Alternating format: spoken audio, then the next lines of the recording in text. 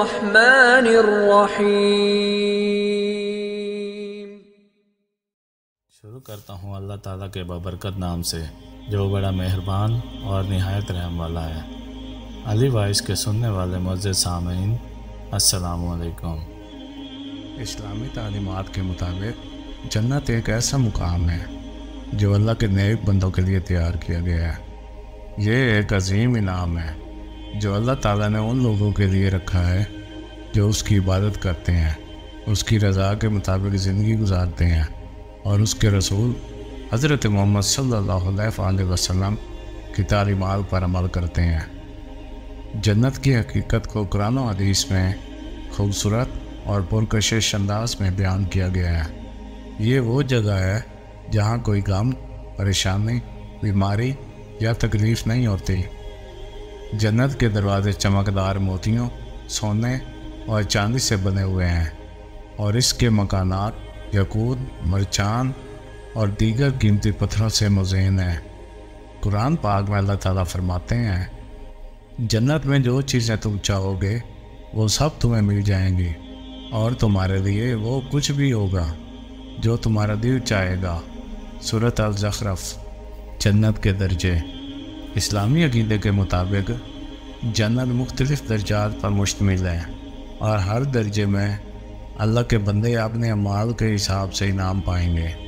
سب سے اعلیٰ درجہ جنت الفردوس ہے جو اللہ تعالیٰ کے سب سے زیادہ محبوب بندوں کے لیے ہے۔ جنت کی نہریں دودھ، شہد اور شفاف پانی سے بھری ہوئی ہیں۔ وہاں کے پھل ایسے ہیں جو دنیا میں کہیں نہیں پائے جاتے اور کھانے پینے کی نعمتیں لامحدود ہیں۔ جنت کی حقیقت۔ جنت کی نعمتوں کا بیان دنیاوی مثالوں سے بھی نہیں کیا جا سکتا۔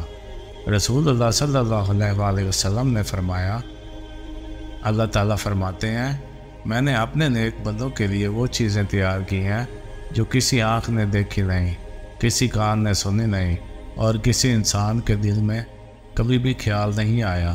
صحیح بخاری۔ جنت کہاں ہے؟ جنت آسمانوں کے اوپر اللہ کے عرش کے نیچے ایک مقام پر ہے، لیکن اس کی اصل جگہ اور حقیقت کو صرف اللہ تعالیٰ ہی بہتر جانتے ہیں۔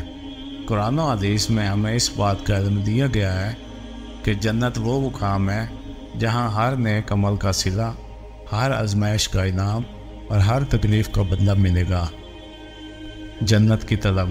اللہ تعالیٰ نے ہمیں جنت کی طلب کرنے اور اس کے حصول کے لیے کوشش کرنے کا حکم دیا ہے۔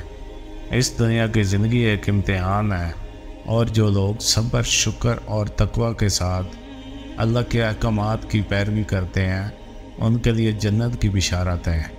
آئیے ہم سب مل کر اپنے اعمال کو بہتر بنائیں اور اللہ سے دعا کریں کہ وہ ہمیں جنت کے اعلیٰ درجے جنت الفردوس میں داخل کرے۔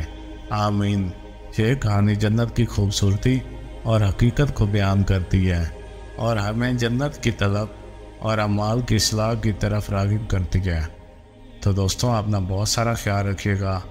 ملتے ہیں اگلی ویڈیو میں، تب تک کے لیے اللہ حافظ۔